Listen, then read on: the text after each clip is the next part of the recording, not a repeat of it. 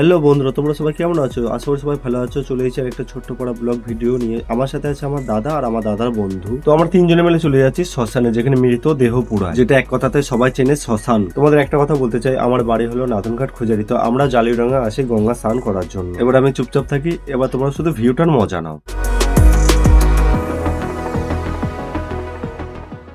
তো আমরা তিনজনে মিলে কাছাকাছি ঠিক চলেই এসেছি।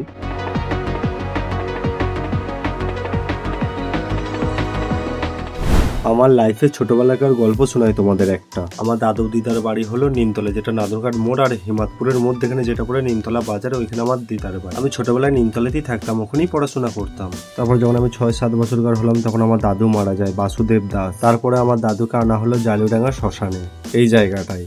আমাদের সবারই মাকে দেখতে পাচ্ছ, মা তারা। এর সাইডই হলো বাবার মন্দির। আর আমার দাদা কি করছে দেখতেই পেলে, এটা কিন্তু সবাই ছিল বাবা ভোলানাথের মন্দির। সাইডই বন্ধুরা ট্রেন যাচ্ছে দেখতে পাচ্ছ। আর এখান থেকে একটুখানি আগে গেলে পরে সমুদ্রগড় স্টেশন।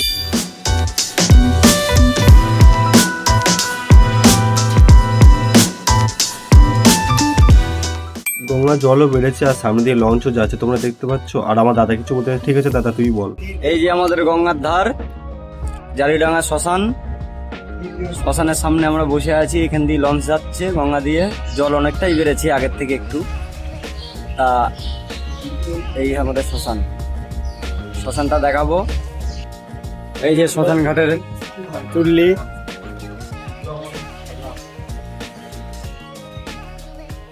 দেখো বন্ধুরা, এই যে সব মানুষরা অহংকার করে না, একদিনকে ঠিক এখানেই আসতে হবে সবাইকে। তো বন্ধুরা, আমার ভিডিওটা এখানেই শেষ। অবশ্যই ভালো লাগলে পরে কমেন্ট, লাইক, শেয়ার করবে আর অবশ্যই জানাবে যে কেমন লাগলো ভিডিওটা।